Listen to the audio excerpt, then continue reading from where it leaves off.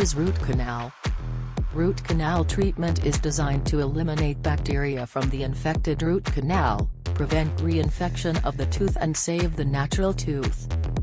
How do you know if you need a root canal? There are a few symptoms that mean you might need a root canal.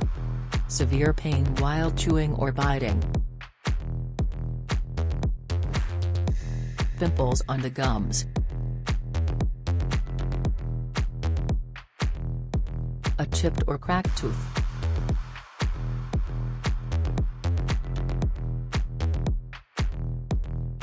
Lingering sensitivity to hot or cold, even after the sensation has been removed.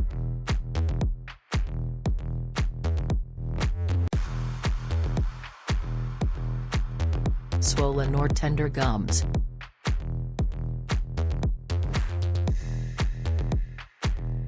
Deep decay or darkening of the gums. Getting a root canal is relatively painless and extremely effective. You'll be back to smiling, biting and chewing with ease in no time.